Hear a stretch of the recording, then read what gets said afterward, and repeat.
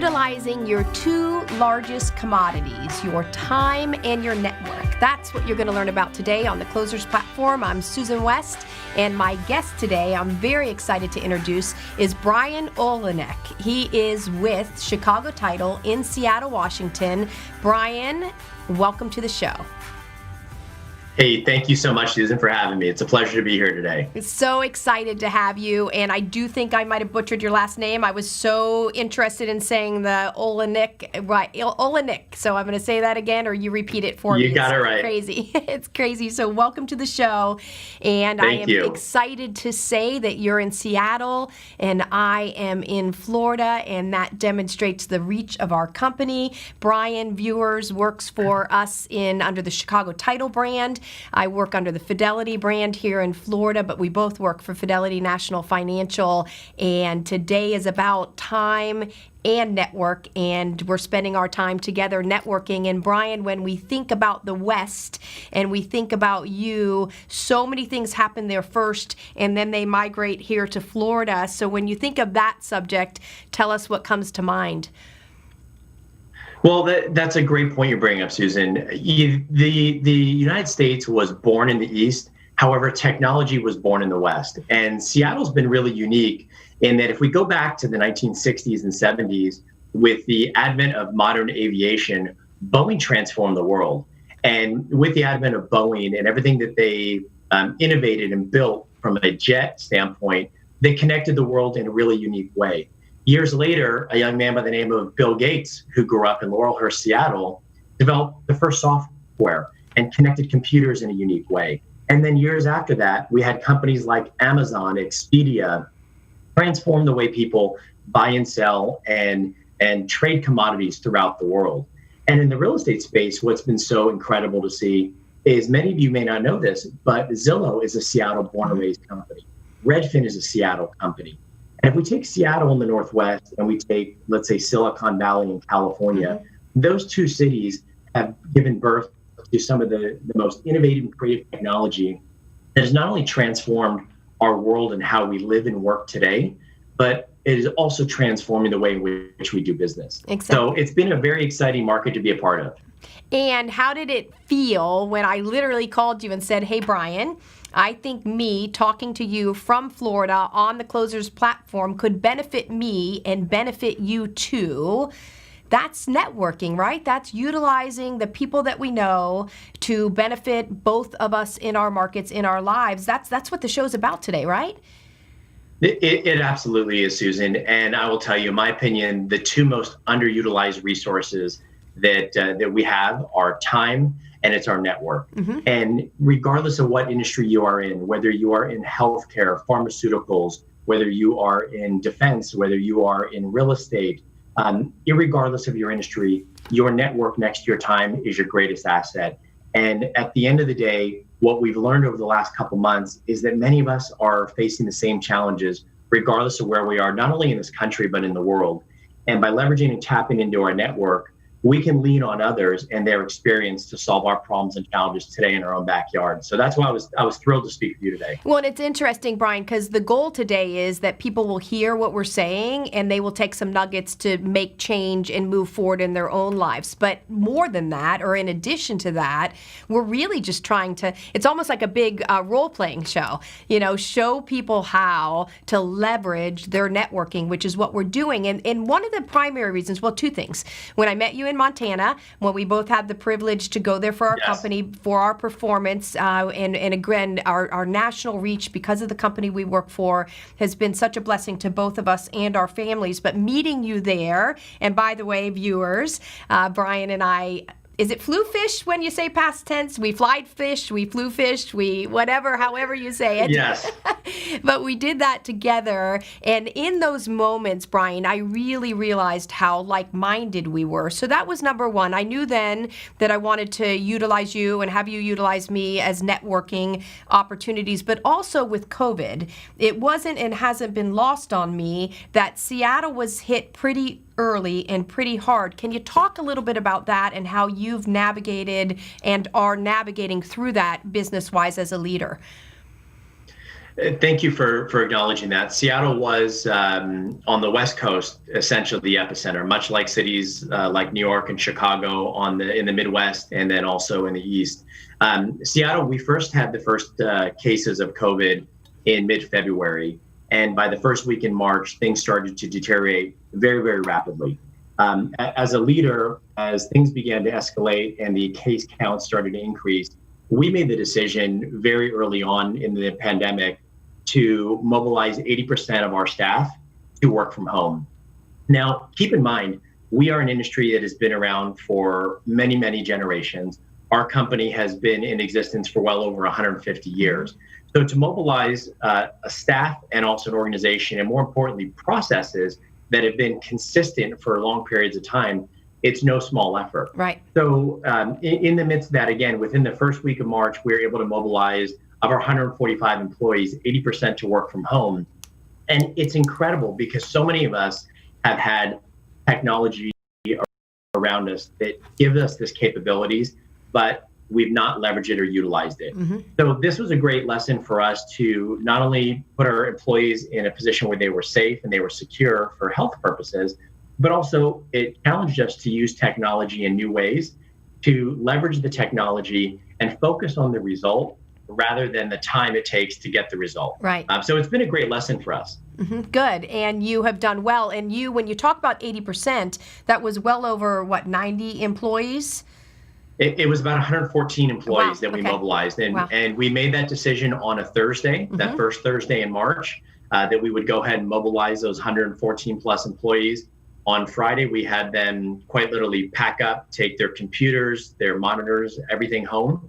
And by Monday, we were up and running. So by that Monday, we had 145 people up and running with a percentage at home and a percentage in the branch. Because even in the worst of it, Brian, you still had a fiduciary responsibility to keep running your business for your consumers, for the industry, for the buyers, for the sellers in your marketplace, right? Correct. And not only do we have that obligation to close those transactions in a timely manner, but we also have the obligation to do it in a way that's safe and secure. As you're very much aware, Susan, in the middle of a real estate transaction, there is a tremendous amount of confidential information that's being transmitted between the buyers, the sellers, the lenders, and not only getting our employees in a position where they were safe and secure and felt comfortable, but making sure we did it in a way that we protected and safeguarded the confidential information which our clients entrust us with. So there was multiple facets to that. But again, if it was not for the incredible technology, and ironically, technology that we leaned on was created here in Seattle, which was Microsoft Teams. And if it wasn't for that and other software programs that we leverage as an industry and as a company, we would not have been able to do what we've done. And I'm proud to say that in March, we closed over 2,400 real estate transactions. Wow. And if you think about that, that's a massive number. Mm-hmm. Every real estate transaction has on average about 5 stakeholders. Mm-hmm. And the fact that we were able to do that without incident, doing it in a way to where our buyers and sellers had a seamless home ownership and home buying experience, it's a true testament to our team, to our values, and also to the technology that again, ironically, was born and bred in our own backyard through Microsoft and through other software companies. Well, thank you, Seattle, for that. And wait a minute, wasn't my dear friend Starbucks created in Seattle as well? Starbucks was, absolutely. And, I don't know what we would do without Starbucks. I don't know what I would do without Starbucks. So thank you, Seattle, for that. So I would say this, Brian, as a Fortune 400 company, our responsibility to protect the confidential information and not allow people to print things at home, not allow checks at home. There's so many things that we had to be aware of to protect the confidentiality of so many consumers, for the large banking relationships that we have down to the individual person and how important their confidential information. So I'm glad that you mentioned that. And I wanted to take a moment, and it's going to almost be a commercial for our company because we are large. We are Fortune 400 company. We are financially and market share wise #1 in the country. But I also wanted to talk a minute, Brian. You didn't start your career in Seattle, did you? I did not. I was actually born and raised in San Diego, California, and I got my start in the title and escrow business many, many years ago. And in fact, I was actually born into a real estate family. My father owned a Century 21 brokerage, He also owned a escrow company called Black Mountain Escrow and a mortgage company. So my earliest memories, extending well over 40 years ago, are of myself and my family growing up in the real estate space. So it's been an incredible journey. And what's incredible through, again, technology and talking about leveraging one's network is how that network has served me. Even in Seattle today, many of the people I worked with in San Diego are from Seattle. And ironically, some of my best customers and partners in Seattle are from Southern California. So the world has gotten very small for me in the last couple of years. That is so great. So you and I both have this in common. You started with the company in sales, yes? Correct. Yes, I did too. I did too in Sarasota, Florida, so on the west coast of Florida, not the west coast of the United States, and started in sales, worked my way up, and then was promoted to be able to run the entire operation. Same thing happened with you, except you had to make a move to do that, right? You were in San Diego. Correct. You were chosen because of your talent and skill to make a move to Seattle to run a pretty big operation for our company out there, yes? Yes, it was quite the honor to have the privilege to be able to step into not only this operation but into this role. And at this time, or actually at the time when I joined, our operation was typically in the top 5 in the United States year after year. So it's been a huge honor and a privilege to step into this role and to be part of this organization. I did not have the privilege of working for F&F when I began in the business almost 20 years ago. But in my 10 years with the company, it's been probably the best 10 years of my career and definitely the most rewarding and most impactful in many ways. That's great. So we talked about COVID. We talked about how it hit you harder and more rapidly than it did us here in Florida. We've talked about the tech companies. We talked about Starbucks and all those things. And let's talk about now, how are you being impacted and what changes for you day to day running a business, Brian, with the civil unrest that's happening in Seattle? So, well, thank you for acknowledging that. There's so much uncertainty right now, not only in our marketplace, but I believe in many cities across America and across the world. As we've emerged from the fear and uncertainty that we faced during the last 90 days with COVID, we're entering a new era of fear and uncertainty.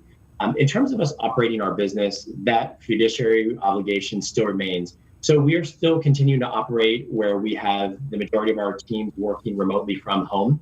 And again, we'll continue to do so, so we have no disruption in the workflow. But also we want to make sure that in addition to that, we're keeping our team safe. What has been interesting to see as well, if we look at the chart, which was just posted here on the screen, it's been a little bit of a roller coaster. We had a really exciting real estate market going into early March. And as soon as March hit, showings dropped, new listings hit, pending sales dropped. And then in the last 4 to 5 weeks, things have been slowly coming back to life. What we've seen in the last week, though, with the tremendous uncertainty in the marketplace and with some of the civil unrest, is things are starting to flatten out just slightly over the last couple of days. We don't expect that to continue long term. But again, these are trends that we have to watch. But at the end of the day, regardless of what's happening in the world around us, we have that obligation to close a real estate transaction and to do it in a safe, efficient, and timely manner. Absolutely. And I thought about it as we were preparing for the show, that no matter where we stand on any of these topics and any of these conversations, Brian, you're still a leader, you're still a father, you're still a husband, you're still running a business, and you have obligations to stand firm in all of those positions, and you've done that well. And I wanted to talk about the fact that when we went through COVID, let's talk about title insurance. One of the things that we were very, very aware of, that the clerks in all of our counties might close, and if they close, that impacts title insurance and our ability to insure, and actually increases our risk as an insurer. So you're now having to pay attention to that, very close attention to that, with your situation in Seattle as well, post-COVID, but during the civil unrest. So that your eyes are on that as well. They absolutely are. And as you articulated, Susan, our escrow and title process, we get to the end zone, but at the end of the day, the end zone is truly the county recorders. Whether you are in Florida or in Seattle, without the county recorder and those municipalities being open and having the ability to process and record a transaction, we cannot officially close the transaction. We cannot insure and provide clear title to a buyer. The one thing that I would really like to applaud the King County Recorder and the Pierce County Recorder in the Seattle region for is, again, being an innovative state and an innovative city, they were very innovative and progressive. And early on, they relocated almost 100% of their staff to work remotely from home. And through the use, again, of much of our homegrown technology, they were able to continue recording transactions digitally for the title and escrow companies in the marketplace and do it without incident. So we're fortunate in our marketplace. We do not anticipate either COVID or any civil unrest to be an impediment to us closing real estate transactions. I cannot speak for other markets. However, I'm proud to say that we have continued to do so in a smooth and efficient manner. So let's go back to the subject at hand, which is us using our biggest, largest commodities. We're doing right now, we're utilizing our network and we're showing that to our viewers. But let's talk about time, and let's talk about how the journey and the issues that COVID caused, how they actually created opportunity for us to better utilize our time, and talk about that, because we had great conversation a couple of weeks ago on that topic. Well, and you're absolutely right, Susan, and I will speak from my experience, and I know as well as you, we have large companies that we are responsible for, and we have a significant number of staff members. And one of the greatest challenges that we face as leaders is making an impact and spending time with those individuals on our team that we value. And in my region, it spans 2 counties across 9 branches. And on any given day, Susan, I was spending probably 3.5 hours on the road. And I was doing so because I wanted to make sure I saw my team and my customers in the marketplace. However, the end result was, in my opinion, very inefficient. I did not have the impact I always wanted to have. I did not see everybody in the allotted time that I wanted to see them in.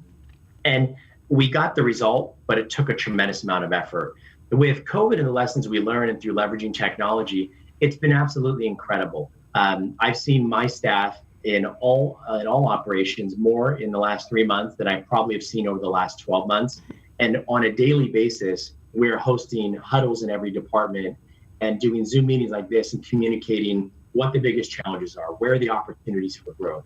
So the team is elevating and progressing, but we're also creating a new level of connection. Right. In addition to that, I'm having fun with FaceTime. I don't know if you are this way, but many of us don't like the way we look on camera. We don't like the way we sound. So I, as well as my leadership team, we've gotten very comfortable. So when we are making calls, if an employee has a cell phone with them and they're working from home, we're doing a FaceTime call and we're connecting with them in a more meaningful way. We're doing more handwritten notes. So what's been interesting is that we're getting a better result, but we're doing it actually in less time. And it's through the leveraging of these unique technologies. So those have been the lessons that I believe that if businesses utilize this and carry this forward, not only can we get a better result, but for the first time, we actually have work-life integration, which is very exciting. And as a leader who aspires to have a positive impact on people's lives, beginning with his staff, that's the best thing we can do, is find a way to integrate their home life and their business life. Because for many years, they've had to choose. And I believe that those days are over. And companies are changing the way they think.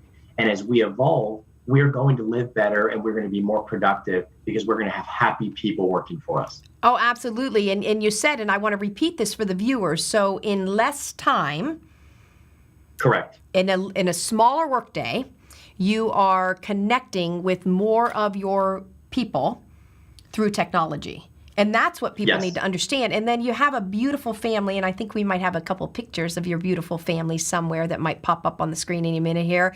You also have been able to spend more time with your family because you've cut that travel time out. So you're getting more impactful in your role as a leader, touching more people, connecting with more people in less time. And then what's home life look like now?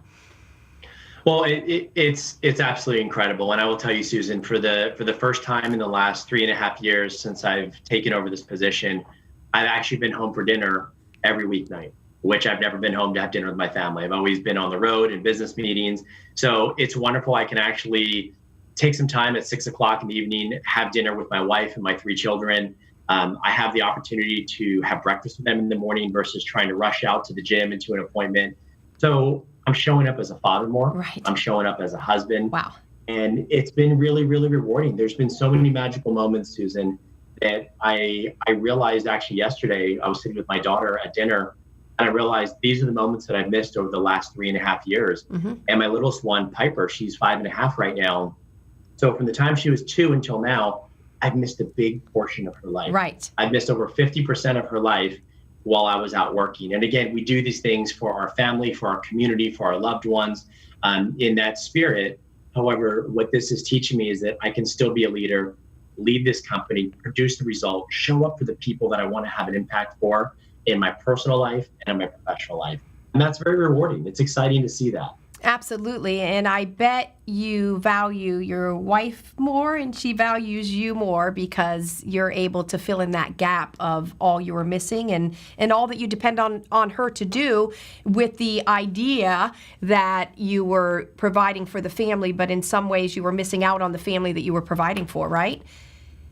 Without a doubt, and it's been beneficial on so many levels. So again, I always believe that through any challenge in life, through any adversity, there is always a gift. It's not always apparent. It is not always easy to acknowledge that, but there is a gift, and there have been tremendous gifts throughout this whole process, not only for myself but for my family and for my team as well. And just reminding them of that on a daily basis is so important to me. Absolutely. And I want to talk to our viewers a little bit about that too, because, we were raised, Brian, to believe from a corporate perspective, when I worked at the bank, I was the first one there, the last one to leave. That was a good example. Right. That's what I needed to do to be successful. Even realtors in the real estate profession, feeling like they've got to grind the most, work the most, and even though it's not corporate. And now we're learning that success can be more efficient than it's ever been before. And it's about the connection and the fact that we're connecting with the one thing that for so long started disconnecting us, which was technology, and understanding that instead of using technology when we're with somebody to look at technology instead of being with that person, we're putting that down when we're with people, and we're picking it up when we're not with people to be with people. And it's been such an opportunity, again, to take advantage of the commodity of our network and our time. So I think as leaders, that's been just great. And we're going to take those things into our operations post all of these issues that we're having in our world. We will be better for this as a company with the people that we connect with better than we did before this. So I love that part of things and the opportunity that we have there. So as we continue to move forward, what do you have to say about being a better leader and how you're impacting people through your leadership, Brian? Thank you. That's a great question. I always refer back to someone who I've considered a mentor of mine for years, and that's Lou Holtz. And Lou has 3 questions that he says people always ask of you. And I always think about that as I go into any situation when I'm going to lead, whether it be leading a sales team in a meeting, whether it be leading my title team or my escrow team, or whether it's a one-on-one meeting. There's 3 questions that all people ask of us. And the first question they ask is, can I trust you?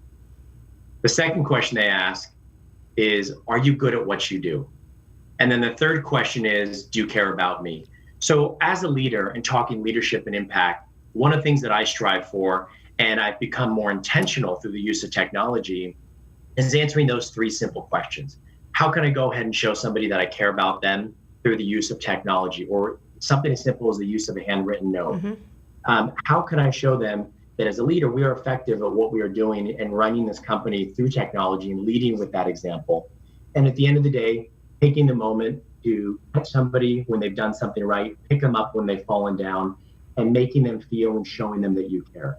And I believe that if we can do those 3 things, and we can do them consistently as leaders, through whatever medium we choose, whether it be Zoom or a FaceTime video or a handwritten note, whatever that looks like, that's the ultimate way in which we can have a leadership and impact. And that's what we've continued to do. And not only myself, but my core leadership team over the last 90 days, this has challenged us to do it in new and different ways. It has challenged us to do it more consistently and more frequently. And at the end of the day, a leader's job is to create certainty. In the midst of fear and uncertainty like we've experienced, our job is to create certainty. And there's no better way to create certainty for our team and for those around us that we care about than through consistent communication and doing it in a way that's meaningful to them. So it's been a really exciting journey for us. I want our viewers, Brian, to know that Brian is in the top 5% of our national Fortune 400 company that's a leader in our industry. And yet what he talks about is trust and caring and letting people know that they can trust again, that you care about them, and making people feel good. So your top 5% businessman making money for our company, yet your primary concern is how people feel and them trusting, and they do go hand in hand. And that's what I love about you, and that's why I think we connected so well and will continue to connect well. And our goal today to our viewers was just to let them feel this connection, that even though Brian's in Seattle and I'm in Florida, that we'll network and we'll connect and we'll utilize our time to make other people see the benefits of this kind of relationship. And Brian, I'm just going to ask you one final question, and it's a really broad question, so you might need to really think hard on this one. What's one last gift you have for our viewers today? If there was one thing that you wanted them to learn from you today, what would it be? It would be to focus on the elements in your life, in your world, that you can control. Again, I believe that there is so much out there in the world that is trying to take our attention and focus away from what's important. So first and foremost, figure out what's important to you, number one. Second, focus your time and energy on those things, and the rest will take care of itself. Again, there's so much in the world we cannot control, but focus on what you can control, focus on what it means to you, and do everything you can every day to follow through and commit to excellence. Good. So, love it, love it, love it. So excellence and people and time. And one of the things that Brian and I, that I'll close with, talked about before we got on the show was just listening. And I think that listening to people, listening is really key, whether we're talking about COVID, whether we're talking about civil unrest, whether we're talking about our friends, whether we're talking about our family or our business. Let's close with this today. Let's listen and pay attention to other people and their needs and really compassionately care, and we'll all end up on the right side of things. Thank you so much for watching Brian and I today on the Closers platform, and I'll see you again next week. And Brian, I'll see you soon on Zoom or FaceTime. thanks, Susan. Thank you.